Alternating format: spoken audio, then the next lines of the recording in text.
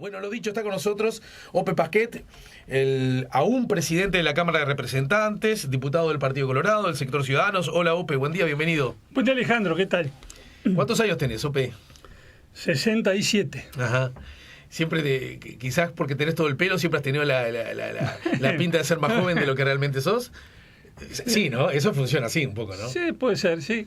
Pero yo creo que en este país son muchos de los que no representan la edad que tienen, ¿no? Yo me encuentro 2 por 3 con gente que dice, fulanito tiene... No, pero no parece mucho menos. No sé qué pasa acá, pero es así. ¿O será que lo tenemos tan culturalmente incorporado eso que cuando alguien parece la edad lo que estamos diciendo es que estás hecho pelota? Puede ser también. Bueno, lo cierto es que termina tu presidencia en la Cámara. Ahora nomás, en pocos días, Andújar del Partido Nacional asumirá la misma. Y si pasás raya, ¿qué dirías de esta instancia que te tocó vivir? Bueno, yo estoy conforme, creo que hemos hecho cosas significativas. Lo más importante de todo, que parece, digamos que es simplemente normal, pero que bueno, la normalidad hay que defenderla, claro. Es que la Cámara sesionó bien, sesionó en un buen clima, a veces con algún altercado que subió de tono, esas cosas que siempre pasan, pero en general mantuvimos un buen relacionamiento entre todas las bancadas, con reuniones de coordinación multipartidaria antes de las sesiones, con entendimientos, o sea que funcionó bien, y eso por supuesto no es mérito del presidente, que toda la Cámara ayudó para que así fuera. Uh-huh. Y después logramos algunas cosas que nos habíamos propuesto y que habíamos anunciado el 1 de marzo del año pasado.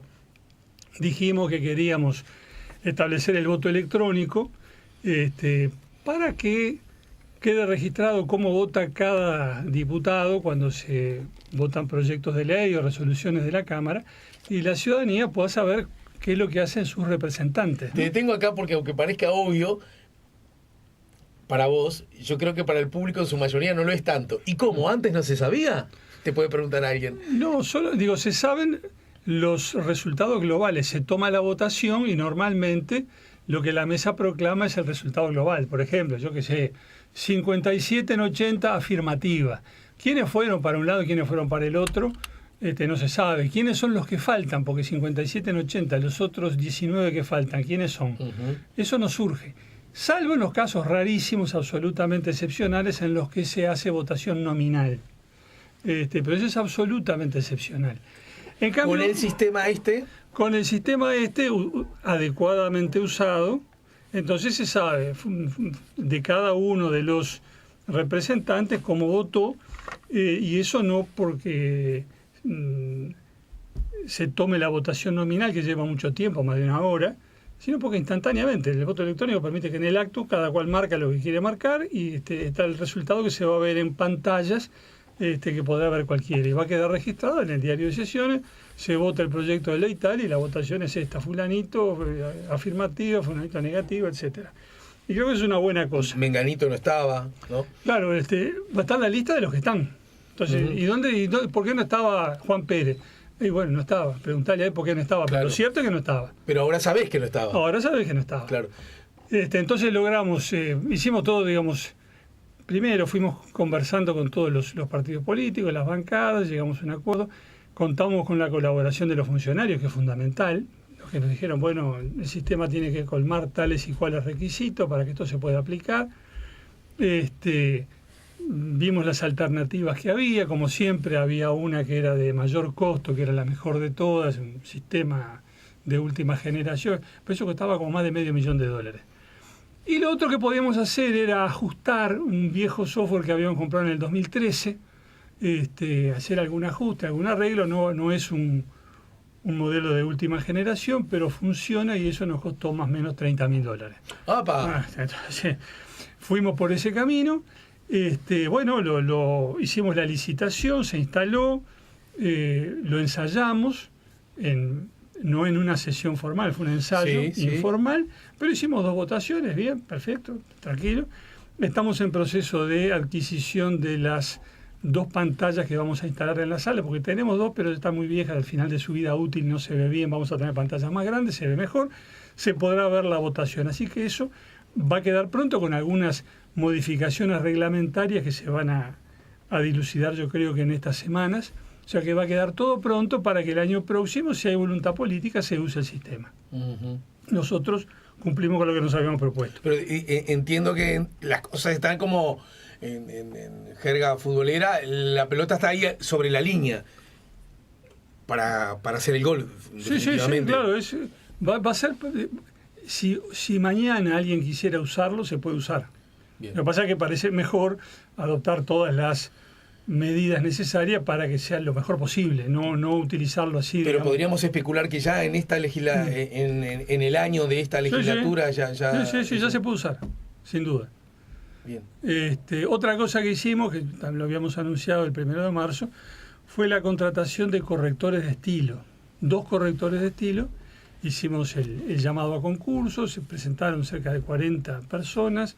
El tribunal falló, seleccionamos a 2. Van a ocupar sus cargos en estos días o en la semana que viene, no sé exactamente. ¿Con qué finalidad?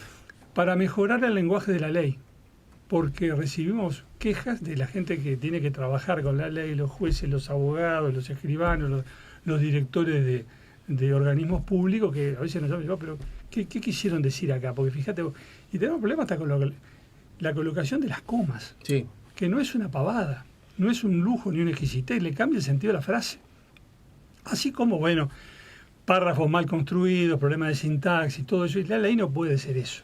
Tiene que estar correctamente escrita. Nadie busca la belleza literaria, por supuesto. Lo que queremos es la corrección, que es lo que determina la claridad del lenguaje.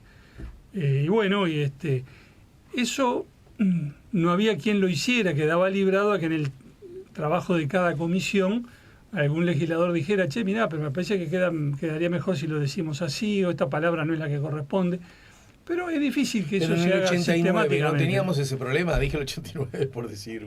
Y tenemos hace muchos años, desde siempre. O sea, que es un problema que se viene arrastrando desde hace tiempo. Desde hace tiempo, desde hace años. Claro, seamos conscientes que cada vez escribimos peor, ¿no? Y se habla peor. Digo, no tenemos el nivel de pronto que tenían lo que es la ley de 1940. Ha habido un descenso en eso, por distintas razones que no es el caso considerar. Pero estuvimos todos de acuerdo en que sería una buena cosa mejorar el lenguaje de la ley. Y como te decía, hicimos los concursos, designamos a la gente, van a empezar a trabajar. En este periodo van a actuar estos correctores de estilo, que son titulados universitarios. Mucha gente no sabe, hay una carrera de corrección de estilo. Requerimos eso, el título, y lo hicimos el concurso. ¿No es en Humanidades que se cursa? Sí, creo que sí.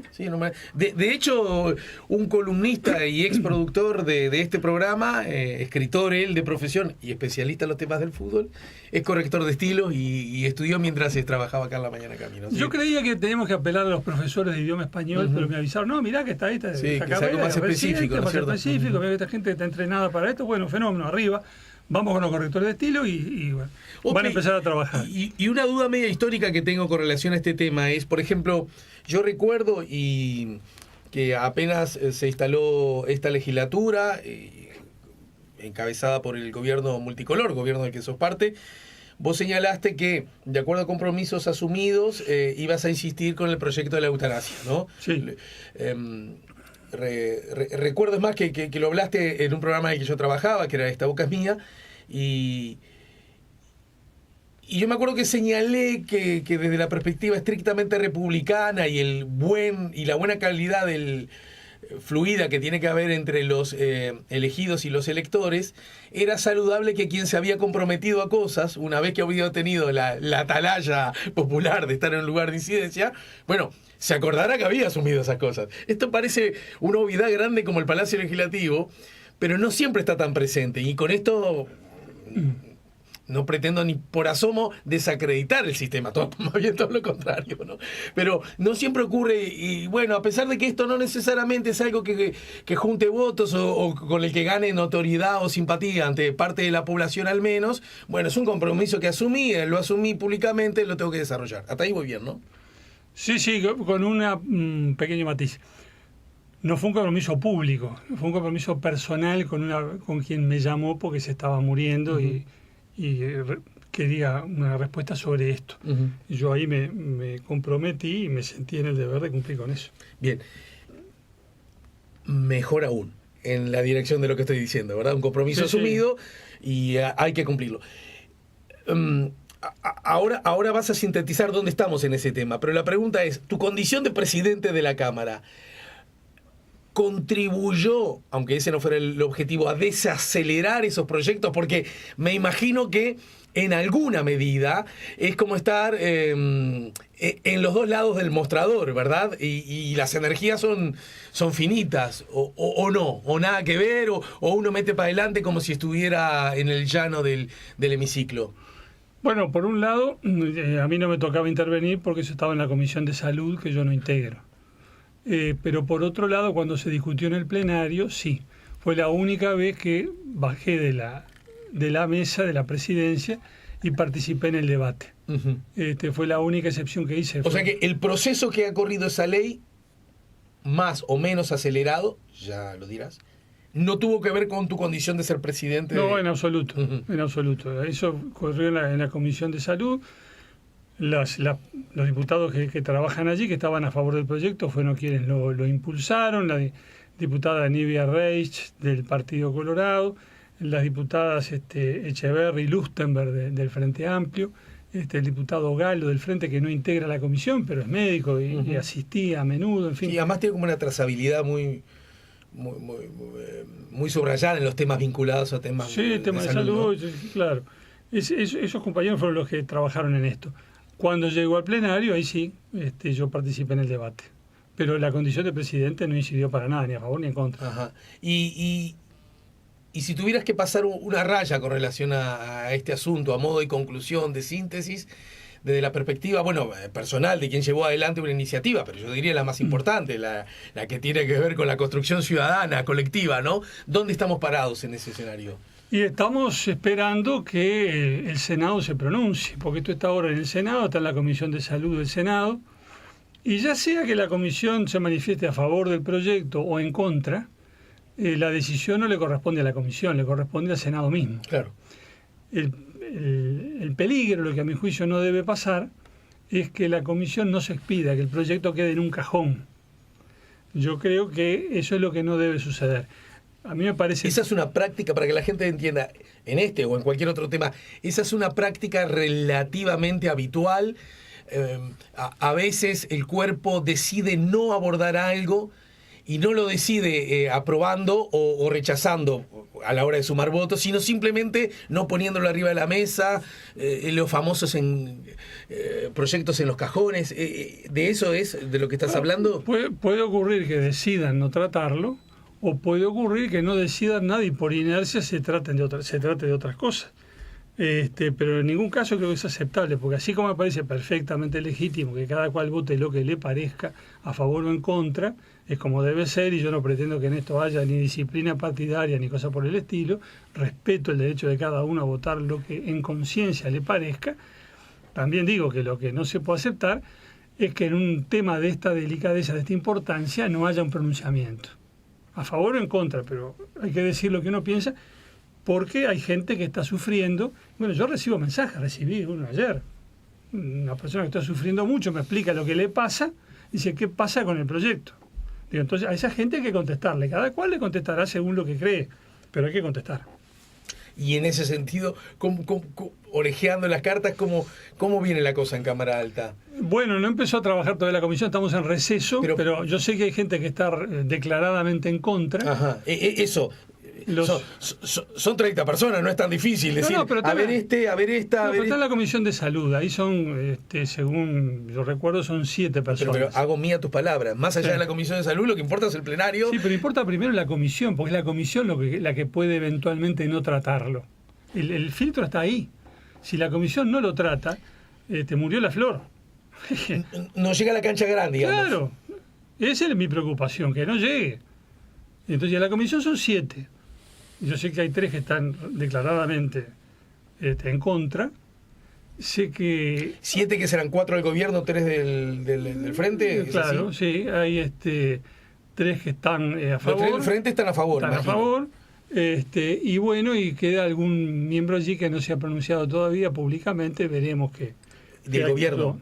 de los 4 del gobierno. ¿Y cuáles son los 3 del gobierno que no están porque acá voy si querés colgame el cartel de ingenuo. Estamos hablando de 2 planos distintos.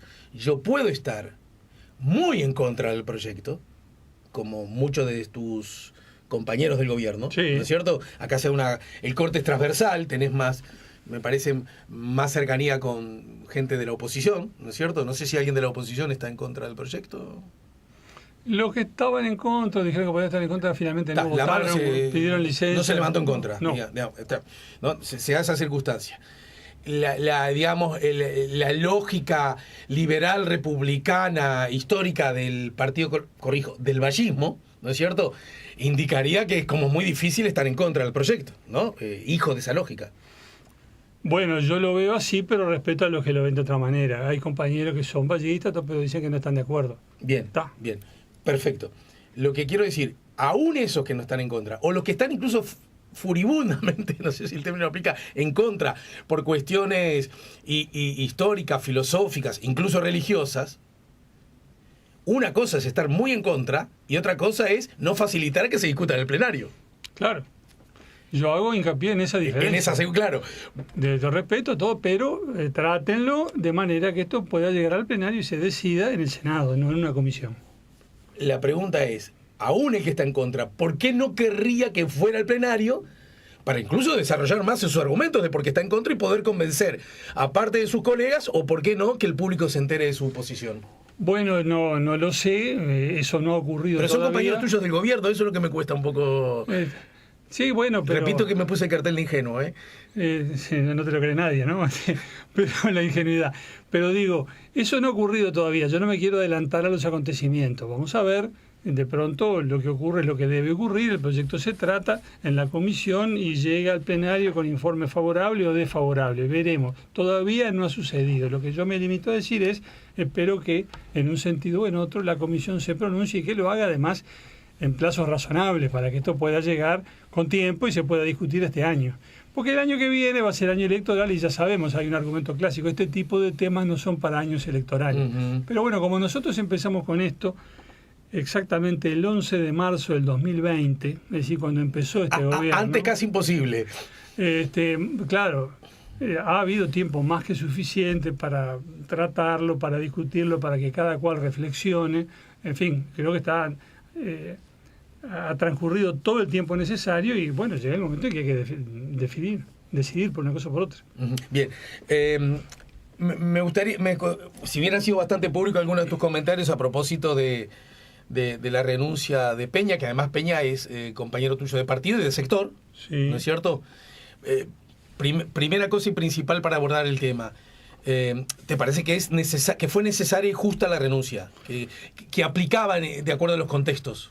Sí, fue lo que le dijimos todos los integrantes de la bancada de Ciudadanos. Cuando él fue allí y dijo que pensaba renunciar, le dijimos, está bien, es lo que corresponde. ¿Él fue allí a decir, pienso renunciar, qué opinan ustedes? ¿O fue allí a decir, qué opinan ustedes, qué debo hacer? No, él fue a comunicar que iba a renunciar. Uh-huh. Y que ya le había dicho al presidente de la República que le pedía que prescindiera de su servicio. Uh-huh.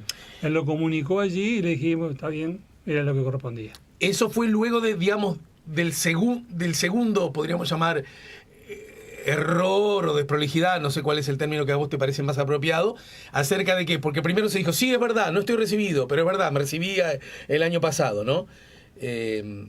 Ahí parecía como que no estaba claro que iba a renunciar, ¿verdad? ¿Voy bien en la narración de los...? Sí, está bien. Sí, así fue. Digo, primero parecía una cuestión, digamos, menor, y después la imprecisión o desprolijidad o como sea, cuando quedaba todavía un seminario de 6 días, bueno, es como yo decía a un colega tuyo, en esa acumulación de faltas, 2 amarillas a roja. Uh-huh. Y en ese contexto, vos no le dijiste, ¿qué te pasó, Adrián? ¿Por qué dijiste eso que no es cierto? Y huiste para adelante, como se dice en la jerga. No, pero creo que fue, digamos, que no le dio al tema la trascendencia que el tema tenía. Él había hecho toda la carrera, había salvado todos los exámenes. Es más, hizo varios cursos en la Católica de actualización, de especialización, como que daba por eso que ya estaba hecho. Pero le faltaba pasar por Bedelía y retirar el título. Si lo hubiera hecho, después de los 15 años que pasó sin rematar la carrera, le habrían dicho, che, mirá que cambiaron los planes, si te reenganchás después de 15 años, que ahí tenemos que ver qué te revalidamos y qué no, te falta esto. Bueno, omitió eso. Y bueno, ese es un error que determinó una declaración inexacta ante la prensa cuando explicaba el episodio anterior. Y bueno, esta suma de factores creo que justificaba lo que hizo, que fue la renuncia. En ese contexto vos te has encargado de decir que son de todos modos casos muy distintos con este y el de Carolina H., que ocupara la vicecanciller, ¿verdad? Puesto que vos ocupaste tiempo atrás. En una reencarnación anterior que tuve, sí. Pero verdad, ¿no? Sí, ahora sí, me vino claro. la memoria que vos ocupaste ese sitio. En ese contexto vos te has encargado de decir que son casos muy distintos. Lo digo porque en algún momento públicamente H señaló, mirá vos, resulta que fueron tan duras conmigo y ahora son tan blandos con este, cuando todavía no se había desencadenado en la renuncia, ¿no? Sí, hay varios casos distintos. También es distinto del de Sendik, por ejemplo, con el cual han querido asimilarlo. No es lo mismo, es bien distinto. Adrián hizo la carrera y va a obtener el título, lo va a poder colgar en la pared de su casa y va a salir fotografiado con él, no tengo duda, porque hizo la carrera. O sea, son situaciones distintas. Y distinta también la de Carolina. Adrián reconoció su error, dijo, está bien, estuve mal, y renunció sin victimizarse ni responsabilizar a nadie más que a sí mismo, que es lo que corresponde. Sí. ¿Pero por qué es distinto con el de Carolina? Bueno, yo no quiero volver sobre cosas a las que ya me he referido con claridad y no quiero parecer como que días después de los episodios yo vuelvo a la carga para sembrar más. No, si alguien dice eso es porque disputas en yo el salgo a dentro decir de que mi es porque te partido. lo pregunté. Pero yo ya he dicho eso, lo que Carolina no reconoció su error. Se mantuvo en lo que ya había dicho, digo, yo siempre digo la verdad, y fenómeno. Digo, nosotros entendimos que no era así, y finalmente ella renunció, pero sintiéndose víctima de una especie de maniobra, de una actitud injusta de otros. Pero renunció a pedido de ustedes, ¿no? Ciudadanos, fue distinta la circunstancia. No le pedimos nada porque no tuvimos tiempo. La escuchamos un día, la recibimos, le dio sus explicaciones, y cuando íbamos a reunirnos nuevamente para adoptar una decisión colectiva, nos enteramos de que había renunciado. Bien.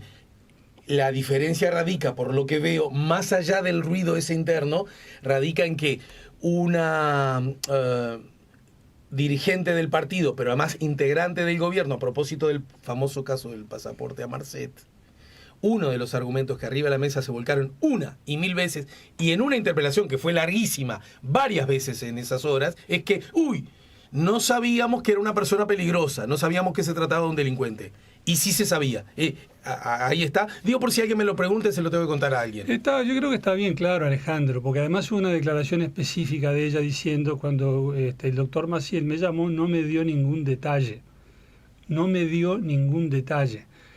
Salvo que se considere que decirle que era un narcotraficante peligroso y muy pesado, cuya liberación sería algo horrible, no sea un detalle relevante, no se justifica esa afirmación. Entonces, y una cosa es eso, en el marco de una interpelación sobre un tema importante, y otra cosa es una declaración sobre un hecho personal, porque la carrera de Adrián Peña es un tema personal de él, que él no fue senador porque haber recorrido los pueblos del Santoral de Canelones diciendo soy licenciado en Administración de Empresas, no fue en la lista porque le haya dicho a tal biche, mira Ernesto que yo soy licenciado, no lo nombró la calle Pau ministro de Ambiente por creer que fuera licenciado en Administración de Empresas, no tuvo nada que ver con eso, fue un hecho personal.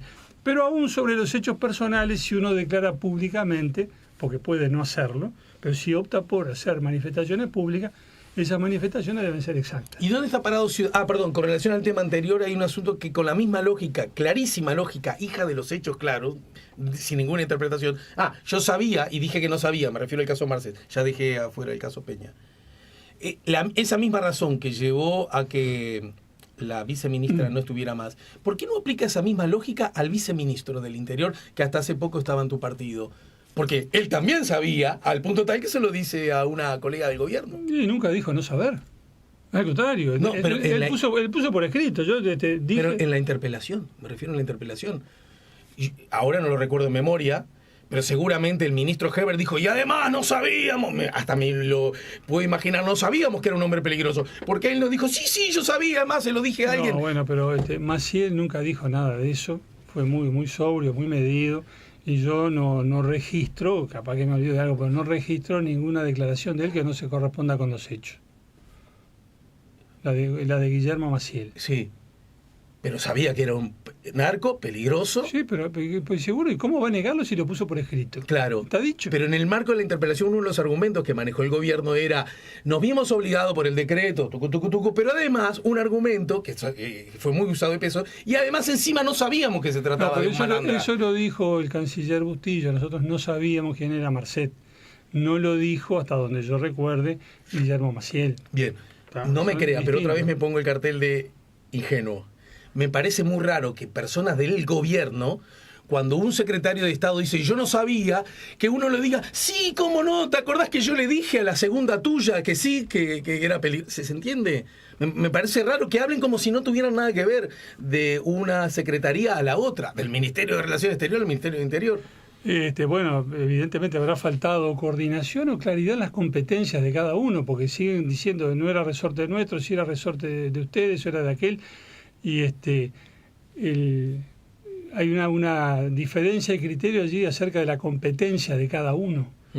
Y puede ser que, evidentemente, faltó hablarse más adentro de la cancha, pero ¿quién tiene que decidir esto? Fueron comunicaciones parciales, fragmentarias, bueno, que se tradujeron en ese resultado. ¿Y qué de la vida de Ciudadanos hoy día? Y bueno... Es un sector que objetivamente está golpeado, ¿no? Sin duda, sin duda. Pero bueno, todos entendimos que lo que hizo Adrián era lo que tenía que hacer. Nos parece bien que se tome un tiempo, tiene que arreglar sus cosas. Primero tiene que hacer ese seminario que le falta, obtener su título, y luego volver a la actividad política cuando el tiempo lo aconseje, y no dudamos que lo va a hacer. Mientras tanto, Ciudadanos sigue trabajando, sigue cumpliendo. Pero si yo tuviera que mandar una obligaciones. carta a una autoridad de Ciudadanos, ¿a quién se la mando? Bueno, por ahora podemos mandársela a cualquier diputado de Ciudadanos. No hemos designado aún un nuevo coordinador ni un sustituto. Pero lo habremos de hacer, sin duda. ¿Pero va a presentar un candidato a la presidencia, una candidata a la presidencia? Por supuesto, Ciudadanos, es un sector del Partido Colorado, fue el mayoritario en la última elección interna, presentará su precandidato, en fin, o conversará con otros sectores, pero no nos hemos planteado esa tarea ahora, no tenemos por qué hacerlo tampoco. ¿Y cuándo lo harías? Y bueno, en el correr de este año creo que tendremos que avanzar en ese camino. Pero la lógica la establezco igual que cuando pensás en la comisión del Senado. No vas viendo a los costados bien quién de nosotros podría ser, cómo lo podríamos armar. Lo digo en la lógica de que si Ciudadanos no comparece, probablemente debilite chances del Partido Colorado. ¿O le estoy errando el bizcochazo? Pero el Ciudadano va a comparecer. Eso no está en tela de juicio. Ahora, ¿cómo vamos a hacerlo? ¿Con qué precandidato? ¿Con acuerdos con quiénes? ¿O sin acuerdos? Eso no lo hemos tratado todavía, no lo hemos resuelto. Los politólogos... Convendrá conmigo que hemos tenido otros asuntos de que ocuparnos, como por ejemplo, del que acabamos de hablar. Sí. Pero sin duda habremos de hacerlo. En el correr de los próximos meses vamos a definir un rumbo. Sí, y vos estarás de acuerdo conmigo que son otros asuntos que dialogan con aquellos, ¿no? Es decir, que se inciden unos a los otros, ¿no? Sí, bueno, pero no me parece, francamente, que fuera un buen momento para tomar decisiones de ese tipo. No. Más que nunca. Tampoco esperaba que me dijera así. Voy a hacer yo. En medio del lío, lo más razonable es decir, bueno, vamos a hacer lo que hay que hacer, que fue lo que hizo Adrián, bajemos la pelota, que se serenen las aguas y luego conversaremos tranquilamente entre nosotros, que es lo que corresponde. Viste que los análisis políticos de los cientistas en ese sentido señalan que un gobierno de coalición, como es el que está funcionando ahora, tiene como dos peculiaridades que lucen como necesarias, pero que también en algunos aspectos son como contradictorias. Y es, por un lado, son socios de un gobierno, pero también son competidores, porque llega el momento de la elección y son competidores. Y el Partido Colorado se va a tirar a la arena a competir, ¿no es cierto? Naturalmente. Desde esa perspectiva, estos golpes que está recibiendo el Partido Colorado, porque tampoco, no dije ahora, pero también tuvo que renunciar un ministro de otro sector, ¿verdad? El ministro de Turismo tuvo que renunciar. Da la sensación que, por decir lo mínimo, no ayudan a fortalecer al partido, por decir lo mínimo. Es correcto, no ayuda, nos complica, son cosas que hacen daño. Entonces, Sí. da la sensación que esa condición de competidor cada vez se vuelve un poquito más tenue, ¿no es cierto? No, bueno, la voluntad de participar y competir está, que enfrentamos dificultades aumentadas por estos episodios, sin duda, pero bueno, en la vida cada vez que alguien se propone algo enfrenta dificultades. Solamente no es así cuando se propone algo que no vale la pena, pero cuando uno va a participar en una carrera electoral enfrenta obstáculos. Nosotros los enfrentamos y todos los demás sectores políticos, cada cual a su manera, por sus razones, los enfrenta. Digo, ¿Sí? pero sin duda alguna parecen casi imposible la chance de que el público, a la hora de elegir quién debe gobernar a la República en la próxima elección, da la sensación de que por un lado tendrás a un candidato del centro izquierda, el Frente Amplio, y por otro lado el candidato del centro derecha, y que ese va a ser del Partido Nacional, o esa. Bueno, lo veremos, lo dirá la gente. Nosotros a 2 Sí. años de las elecciones no vamos a anticipar ninguna cosa, pero, No, claro, pero en todo caso, digo, cualesquiera sean los pronósticos o las encuestas cuando en su momento lleguen, eso no nos va a relevar a nosotros de nuestro deber político de presentar nuestra propuesta a nuestro candidato y someterlo a la decisión popular, como lo hace cualquier partido. No todos los que participan en una elección participan por tener la esperanza más o menos fundada de que van a ganar. Participan porque tienen ideas, tienen gente, y dicen, pero a nosotros lo que hay que hacer es esto y la persona es esta. Bueno, y después la gente decide. Y con esa esperanza, que no necesariamente implica siempre la victoria, ¿verdad? Más allá que hablo con alguien que forma parte de un partido históricamente acostumbrado a la victoria, ¿no es cierto? Sí. Aunque en el último tramo, y ya no es pequeño el tramo, ¿no?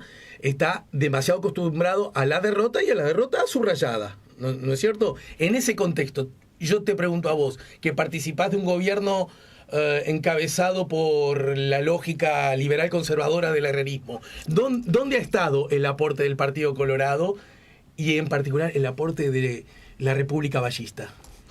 Y bueno, tenemos compañeros trabajando en varias áreas del gobierno con acierto y con brillo, pero a mí me parece que el aporte más importante que estamos haciendo, sin que esto implique desmerecer los otros, y el aporte que lleva la impronta ballista, es lo que se está haciendo en materia educativa. Al frente de la ANEP está Robert Silva, que es un compañero que fue propuesto por nosotros para ser designado en ese cargo. Y está haciendo una gran tarea por la educación de este país, que yo creo que es lo más importante que se puede y se debe hacer. Y estamos muy orgullosos de lo que está haciendo Robert y nos parece que ese es un aporte fundamental. No para este gobierno ni para cualquier otro gobierno que venga después, para el país, que yo creo que no tiene ninguna tarea más importante entre todas las tareas que hay que hacer acá que mejorar la educación y sobre todo la educación pública, que es la que recibe el 85% de los muchachos que estudian. Y estamos trabajando en eso, y estamos haciendo algo que debió hacerse hace mucho tiempo y por distintas razones no se pudo concretar y ahora se está haciendo y estamos muy orgullosos de eso. Y vamos a ir a la elección pudiendo seguramente exhibir, mostrar digamos, avances en estas cosas y pensamos que eso va a impresionar favorablemente, no sé si a convencer, pero a mucha gente que es colorada o no, o ballista o no, va a decir, esta gente hizo cosas importantes. Por ejemplo, en este plano particularmente el de la educación, Sí. y la educación pública en particular. Exactamente. Y desde esa perspectiva, asumiendo que hay un riesgo en este tipo de cosas que vos decís, lo sabés más que yo, y es que en todo caso, aún esos posibles cambios, y aún el escenario que fueran necesarios y que esos sean los apropiados para la necesidad, ni siquiera se vende, ni siquiera en forma relativamente inmediata, ¿no? Por definición, los temas vinculados a la educación llevan un tiempo visualizarlos.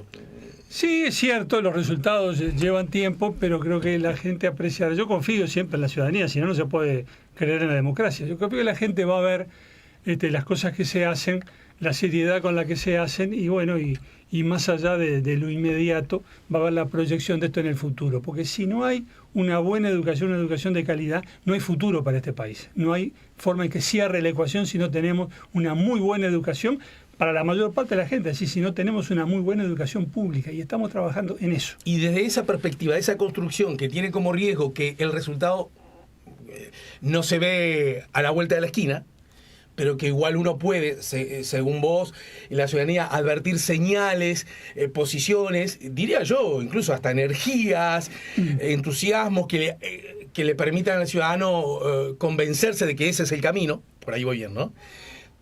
¿Cómo eso puede resultar seductor para el público en la medida que está ocurriendo, como se ha dicho una y otra vez,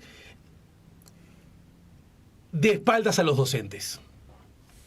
De espaldas a algunos docentes, sobre todo los que están sindicalizados y están nucleados en agrupaciones tales como FENAPE, que han tenido una relación conflictiva desde el día 1.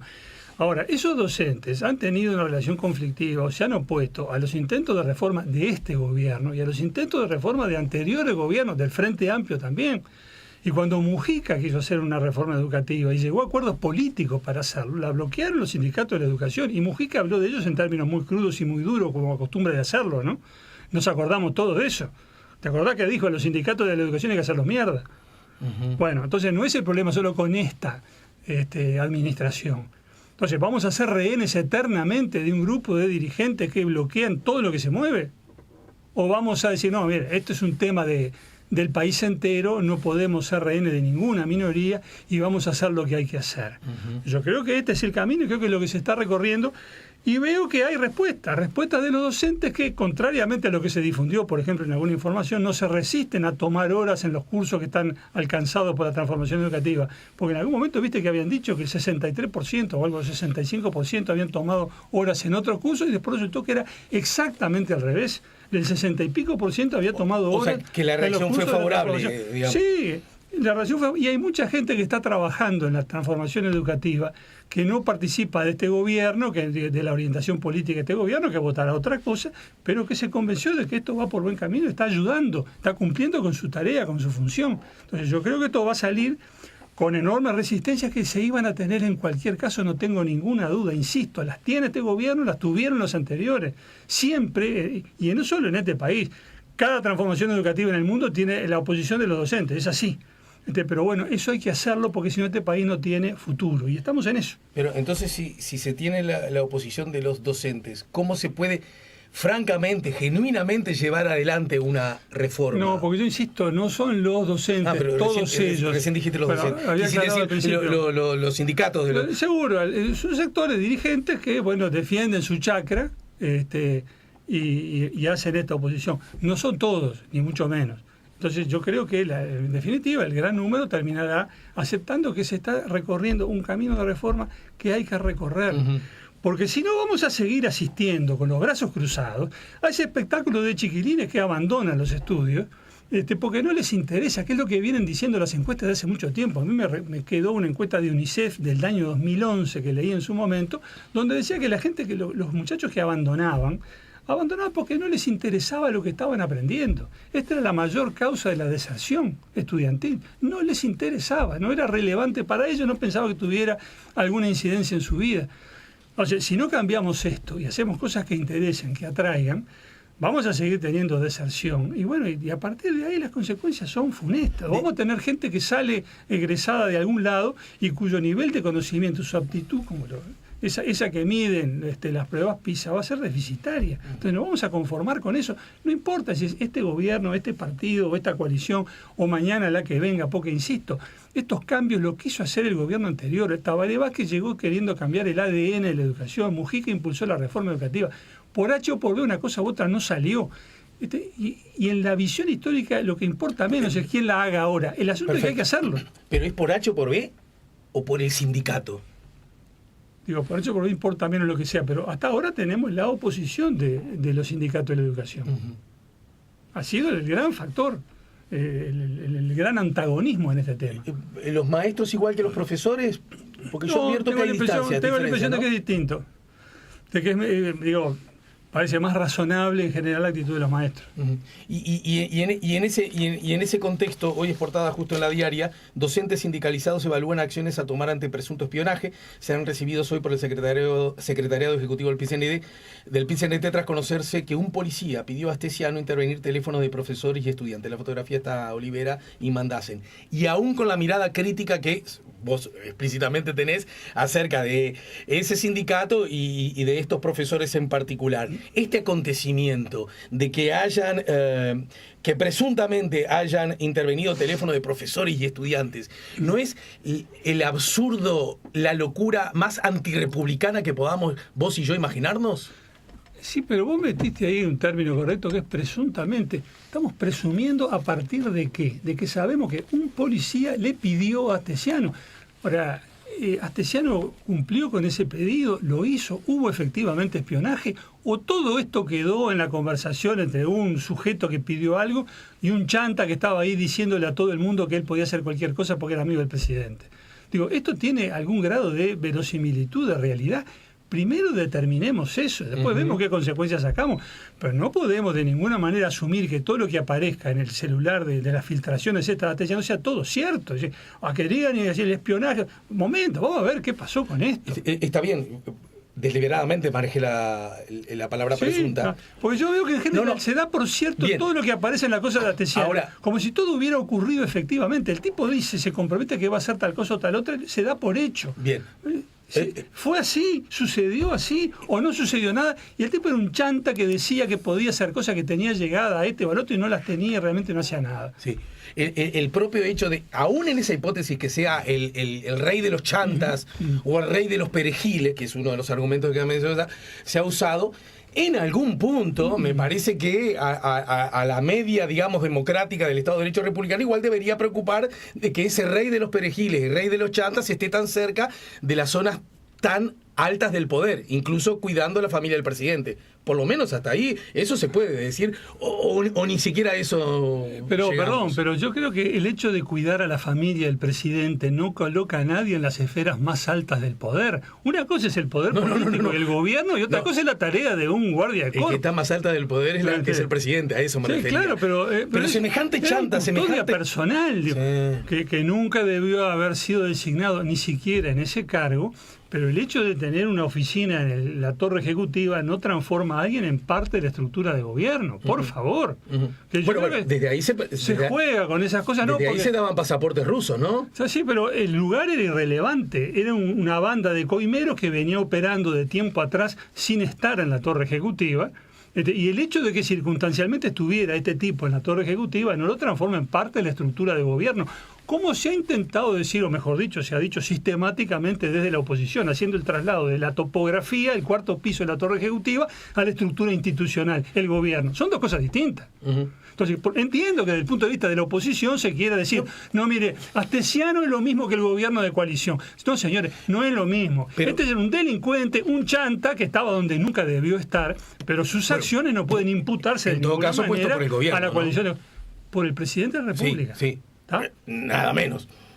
Sí, Alejandro, pero nadie discute ni la jerarquía institucional del presidente, ni que lo designó él, ni que estuvo mal designado, pero lo que yo sí discuto es decir que pueda imputarse al gobierno o a la coalición del gobierno las acciones delictivas de esta persona. Pero, Ope, está tan claro lo que decís que suscribo, si agarras un lápiz y un papel, yo lo firmo abajo, que me parece absolutamente desproporcionado sugerir que aún en asuntos que todavía están en investigación se quiera sacar la conclusión de que, digamos, el perejil chanta, o ya no sabe cómo llamarle, es sinónimo del gobierno, ¿verdad? Eso me parece exagerado y hasta en alguna medida podría ser malintencionado, ¿está? Ahora, de igual proporción, poco republicana, me parece sugerir la idea de que no tiene nada que ver.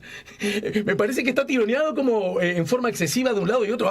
Se nos coló uno malo, no tenemos nada que ver. Entonces resulta que es un... Pero aclaremos los términos. No tener que ver o tener que ver, ¿qué significa? Que hubo error y error de juicio. Que choca el presidente del PCNT presuntamente borracho y el tipo le diga al secretario del presidente, yo te lo sigo, yo tengo el dato, y el secretario del presidente asuma que recibió esa información y no le diga a su jefe, el presidente de la República, que es de todos, es decir, mirá lo que me está ofreciendo este loco, que es inadmisible, es impresentable. Eso sería ese episodio puntual referido a eso, que este señor recibió la información y no la trasladó, punto. No hay más. Pero esto que acabo de decir, ¿suena muy loco o no? ¿O no es medio sensato, común? Pero lo que hay es una desproporción, Alejandro, entre todo el discurso que conecta y vincula sistemáticamente a Astesiano con el gobierno, cuando esa vinculación no existe. puede haber habido un episodio en que uno que recibió la información no la trasladó, pero no hay más que eso. Saber dónde está la ex esposa del presidente, ¿no es algo que nos debería preocupar a todos? Este hombre insistiendo, ¿dónde está? ¿A dónde fue? ¿Qué abuelo toma? Hubo una explicación, yo creo que clara. La función de la custodia presidencial abarca a toda la familia, independientemente de que circunstancialmente uno esté separado o no. Le preguntaron al presidente y dijo no, déjenla tranquila. Se terminó ahí, no da para más. Decir que el gobierno espiaba a un dirigente sindical, como la oí decir a una dirigente de magisterio. El gobierno no espiaba.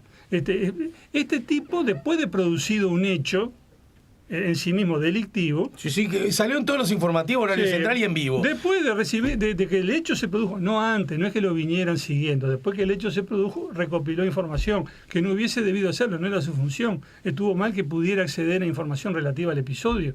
Pero es eso, no es que el gobierno hubiera ordenado el espionaje. No, están haciendo una novela fantástica de hechos que no lo justifican, que son hechos delictivos propios de la crónica policial, sobre los cuales debe actuar la justicia, ojalá lo haga cuanto antes, porque esta investigación ya lleva meses y lo constante son estas filtraciones que son asombrosas, porque da la impresión que toda esa reserva de las investigaciones que establece la ley no se cumplen en absoluto y que, bueno, lo que tienen que saber todos los que mañana sean testigos de un hecho criminal es que si dicen algo y van a la policía y declaran, están expuestos a esas famosas filtraciones, que podrán llegar un día a la prensa, que sería lo de menos, o podrán llegar mañana a los delincuentes que se investigan. Yo quisiera saber cómo se va a juntar prueba contra el narcotráfico cuando está quedando de manifiesto que lo que diga la gente en un proceso penal, en la carpeta de investigación de un fiscal, no queda ahí para garantía de los testigos, sino que trasciende públicamente. Bueno, pero incluso en esa misma... Es gravísimo lo que está pasando. En esa misma dirección, y coincidiendo contigo, que luce como muy grave, también está este otro asunto. Hay un flujo de información que aparentemente, más allá de si se filtra en los medios de comunicación, está en poder de personas para evitar el ruido inútil. No del gobierno, vinculada al gobierno, porque después nos quedamos en el ruido y nos vamos a los temas, ¿verdad? Ya sea porque trabajaba en el 5º piso, en el 2 piso, porque lo pusieron en forma equivocada a cuidar a los hijos y a la esposa y a no sé quién. Resulta que tiene contactos, sabe qué perillas, qué botones, qué personas hablar, pedir, sugerir para recibir una información calificada que no debería estar en poder de esa o de ninguna otra persona, a menos que un juez lo decida. Ese es un asunto republicano que nos fragiliza a todos. ¿O no, OP? Pero, por supuesto, pero yo creo que cualquier persona con esa función, jefe de la custodia presidencial, ya sea que haya habido un acto administrativo en forma o que sea una cuestión de hecho, esa persona, por la tarea que tiene, va a tener acceso a una serie de informaciones y personas que ocupan cargos de importancia, porque cuando las pide por algo que alguien supone que puede tener que ver con la seguridad presidencial, se la van a dar. El asunto es a quién pones ahí, porque si pones a un sabandija como va a ser un uso indebido de todo eso. ¿Y qué necesidad de poner ahí a un sabandija como ese? Pero eso es algo que ya creo que he reconocido. Reconocido no, porque a mí no me afecta, que lo he dicho varias veces, que fue un error de juicio. Se equivocó el presidente al designar a esta persona. Lo ha reconocido él mismo. No hay duda posible. Con un argumento... Confió en quien no debía confiar. No sé cómo querés que lo diga, no tengo ninguna duda. ¿No? Digo, pero es así. Lo puse erró sin saber quién era. Ese fue un argumento. Y eso, a esta altura del partido, resulta poco creíble, ¿no? Digo, evidentemente... Pero ¿verdad, Ope, que resulta poco creíble que no supiera que, por decirlo menos, trigo limpio no era el hombre? Seguramente conocía muchos del pasado de Astesiano, que en el resto no tenía ni idea. Ahora, está claro también que no conocía, digamos, la verdad moral de Astesiano, porque si la hubiera conocido, no hubiese puesto a su familia a su cuidado. Se equivocó el presidente, erró en su juicio. Yo no creo, honestamente no creo, y rechazo la hipótesis de que haya dicho, bueno, este es un sabandija, es un delincuente y un sinvergüenza, va a hacer todo lo que no debería hacer y lo voy a poner igual. No, eso no se me ocurre. Creo que fue lo contrario. Habrá pensado, no, bueno, pese a todo es un buen tipo, sí, fue desprolijo porque la vida fue muy difícil con él, pero vas a ver que va a andar bien, a mí me va a ser leal. Yo me imagino ese razonamiento. Se equivocó. Ajá. Para terminar, podemos hablar de 200.000 millones de temas, ¿no? Como siempre. Para terminar, el gobierno puede exhibir, este gobierno exhibe que, entre otras cosas, hubo crecimiento económico y hubo, tal cual lo prometido en campaña, ¿verdad? De reducir el déficit fiscal, ¿no? Sin embargo, hay otros asuntos que no vienen acompañados de ese asunto, y es que no ha bajado el número de compatriotas pobres y ha habido crecimiento económico. ¿Cómo dialogan esos dos asuntos que parecen lucir como contradictorios o por lo menos insuficientes? El crecimiento económico, recuerdo a Sanguinetti decirlo desde sus primeras épocas como presidente, es condición necesaria, más no suficiente, ¿no? Sobre eso no hay duda. Y sí, bueno, pero no hay duda, pero todavía hay gente que sigue, muchos de los nuestros siguen siendo pobres, ¿no? Porque el mundo ha sufrido un impacto tremendo con la pandemia. Este gobierno, que ya heredaba una situación difícil, acordate que asumió con el 10,5% de desempleo y un déficit fiscal rayando el 5% del producto, que ya recibió una situación compleja, tuvo encima la pandemia que conmovió al mundo, no solamente a este país. Y bueno, en ese contexto de dificultad está tratando de salir adelante, tiene algunos buenos indicadores, hay otros que todavía deben mejorar. Es un esfuerzo permanente. Pero el gobierno, vos lo ves, que va en esa dirección de reducir el... yo creo que sí, que va por donde tiene que ir, porque recuerdo que cuando Arbeleche fue al Parlamento, cuando empezó a ir al Parlamento para presentar la rendición de cuentas correspondiente al ejercicio anterior, al ejercicio 2019, que se presentó en el 2020, ya ahí en las primeras comparecencias dijo: el primer objetivo de este gobierno es generar empleo. Lo cual me parece muy bien, porque digo, yo creo que más que el salario real nos tiene que preocupar el desempleo, porque es peor no tener empleo ni salario que tener un salario bajo. Hablé de la pobreza. Me parece, ¿no? Sí, claro, bueno, pero para ir disminuyendo la pobreza, me parece que un gran objetivo primero es aumentar el empleo. El gobierno se ha procurado hacerlo y lo viene logrando con dificultades, pero es más la gente empleada hoy que la que había en el 2019. Y creo que eso es un logro. Sí. ¿Que es suficiente? No es suficiente. ¿Que falta mucho? Falta mucho. Pero se está trabajando en ese sentido, que yo creo que tiene un profundo contenido social. Crear más empleo, tener a más gente trabajando, a mi juicio está bien. Sí, a juicio de todos, ¿no? Supongo. Bueno, pero vos podés decir, no, mirá, no me parece, yo creo que hay que aumentar el salario real aunque se pierda empleo, que fue lo que pasó en el gobierno anterior, que se jactó de mantener el salario real y que siguiera creciendo el salario real, y perdió 50.000 puestos de trabajo. Sí, pero... o sea que no estamos todos de acuerdo. Me da un poquito de vergüenza decir esto. Yo he hablado, pero no gozo de tanto conocimiento, pero sí he hablado con los que tienen conocimiento, muchos economistas y de distinto sesgo. No está comprobado, no es necesariamente que porque los trabajadores ganan más hay menos desempleo. Ese es un argumento que tanto se usa, seguramente para algunos, no seamos tan ingenuos tampoco, con la idea de que, con la intención quizá de pagar menos salario.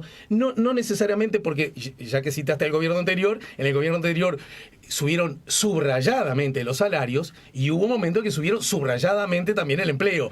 Es decir... Sí, pero terminamos con 50.000 puestos de trabajo menos y me estoy quedando corto, que fueron más de 50.000. Pero no porque muchas de las personas ganan 30.000 pesos, ¿verdad? Que es el salario promedio. Eso es decir, porque eso podría... Pero si era tan fácil conciliar el aumento del salario con el aumento del empleo, ¿por qué no lo hizo el gobierno anterior? ¿Por mala voluntad? Yo no creo. Creo que no lo hizo porque no pudo. Porque si vos sos empresario y te resulta que en el Consejo de Salario te dice que el laudo para tal categoría es de tanto, y vos decís, bueno, esto es lo mínimo que yo puedo pagar, y resulta que mi empresa no puede. De repente la conclusión que llegas es, no puedo tomar este trabajador. Pero entonces tú me estás diciendo... Me tengo que abstener. Me estás diciendo que si los trabajadores ganaran menos, ¿aumentaría el empleo? Yo creo que... si cederían parte de sus salarios. Yo creo que lo que fue la política de este gobierno, que estableció, digamos, una limitación al salario real y al principio una pérdida, era un instrumento necesario para poder aumentar el empleo, que fue lo que se hizo y lo que se logró. Pero el empleo en realidad aumentó por otras razones, Ope. No quiero ser pesado y descortés contigo, justamente contigo. El empleo aumentó, entre otras cosas, por el instrumento que generaron las intendencias, un empleo muy frágil desde muchas perspectivas, pero que da empleo, ¿verdad? En muy pequeña medida. El ferrocarril. Aumentó la actividad económica también, porque esa es la gran clave. Pero aumenta la actividad económica, pero no baja el número de pobres. ¿Pero estamos hablando de pobres o estamos hablando de empleo? De pobres estamos hablando de empleo. Vos lo llevaste a empleo. De pobres. Yo te estoy hablando de compatriotas nuestros que son pobres. Sí, claro, como... y que ha aumentado. Supongo que estamos de acuerdo en que el hecho de que haya hoy más pobres que en el 2019 no quiere decir que no hubiera pobres en el 2019. y que digamos, la situación ante la cual rasgarse las vestiduras es que haya pobres, no que haya un poco más hoy que lo que había en el 2019, ¿no? Crece la economía, ahora, pero no bajan los pobres. Esa es la pregunta, no hay otra vuelta. Sí, no, pero yo digo, para disminuir la pobreza, algunos pensarán que lo que hay que hacer es entregar plata en la ventanilla pública. Otros pensamos que lo que hay que hacer es aumentar el empleo. La transferencia cuando directa. La gente tiene un trabajo y gana un salario, disminuye la pobreza, aumenta el ingreso de los hogares y disminuye la pobreza. Yo creo que el camino es ese y digo, estamos recorriendo este camino, no hemos llegado a donde queremos llegar, pero venimos por ahí. La transferencia directa es una herramienta que tiene su prestigio en todas partes del mundo. Sí, pero no puede ser la asignación familiar, vos lo sabés bien por ser colorado, el rol que ha jugado en el Uruguay. ¿A vos te parece, Alejandro, que la solución al problema del desempleo en el Uruguay es la asignación directa? No. ¿No? ¿Verdad que no? No es la solución permanente. Tampoco la solución sería aumentar el número de funcionarios públicos. La solución es generar empleo. Me parece que es por ahí y en ese sentido que estamos trabajando. Sí. Lo único que dije es que crece la economía, pero no baja el número de pobres. No se puede hacer todo a la vez, se está logrando. O sea, los pobres pueden esperar. Nadie quiere que esperen ni se propone eso como objetivo, pero digo, ¿dónde está la varita mágica que dice en el momento vamos a lograr que mejoren todos los indicadores, que aumente el empleo, aumente el salario real y disminuya la pobreza? A los 6 meses instalada. Porque si fuera posible eso, Alejandro, yo te diría, ¿por qué terminamos los 15 años de gobierno del Frente Amplio con los indicadores con los que terminamos? ¿Por qué terminamos con el 10,5% de desempleo? Digo, es que no les preocupaba el desempleo al gobierno del Frente Amplio, en la lógica en la cual me estás interrogando vos a mí. 10,5% de desempleo, ¿no preocupa? ¿No interesa? ¿Cómo es que llegamos a esa cifra de desempleo y al mismo tiempo teníamos un 5% de déficit fiscal? Porque no es que se guardaran la plata para inversiones posteriores. Pero yo te digo, bueno, la intención la tuvieron, no lo lograron porque no se logra todo a la vez. Nosotros estamos también enfrentando dificultades, una pandemia que no se había sufrido en el gobierno anterior y estamos remando frente a esto. Pero en la pandemia, mira vos, en la pandemia, a los pocos meses de instalada, creo que 2 o 3, no más, el Instituto de Economía de la Universidad de la República dijo que si no se tomaba una acción directa en transferencia directa, que gustará o no gustará, eso forma parte de otra discusión, iba a aumentar el número de compatriotas pobres. No se tomó esa decisión y aumentó el número de compatriotas pobres. Sí. O sea, el argumento no había nada que hacer o no se podía hacer nada es por lo menos discutible. Todo es discutible, pero el gobierno dijo, en la situación en la que estamos, nosotros tenemos que ser cuidadosos, entre otras razones, porque no sabemos cuánto puede durar esto. Una cosa es discutir esto con el diario del lunes a la vista. No, pero... Perdón, yo me tengo que ir, porque hay una delegación del Parlamento Británico que llega a 12:30. Pero digo, una cosa es discutir con el diario del lunes. No, pero eso no fue con el diario del lunes, eso se lo dijo el Instituto de Economía. No, pero no sabías, el Instituto de Economía no sabía cuánto iba a durar la pandemia, si iba a venir una nueva cepa que exigiera más medidas. Se tomaron decisiones en un marco de incertidumbre y el gobierno prudentemente dijo, yo no sé lo que viene después, de lo que puedo disponer en las actuales circunstancias es de esto, y fue de eso que dispuso. Y la medida fue prudente y adecuada porque se logró la recuperación económica que se logró en el 2021, que tuvo su arrastre importante en el 2022. O sea, yo creo que se administró bien una situación crítica pautada por la incertidumbre, que eso es un dato fundamental. ¿Es imposible que vos seas el candidato de Ciudadanos? Sí, no es lo que yo me propongo. ¿Vos decís que cualquier persona que resiste una entrevista tuya puede ser candidato? No creo que sea así. No es así. Yo creo que tenemos que pensar en gente más joven. Yo tengo 67 años, como me preguntabas al principio. Aunque tenga todo el pelo. Aunque tenga todo el pelo. Bueno, saludos a la familia y a las niñas en particular a mi colega artista. Muchas gracias, muy amable. Gracias, Ope, de verdad. Hasta la próxima.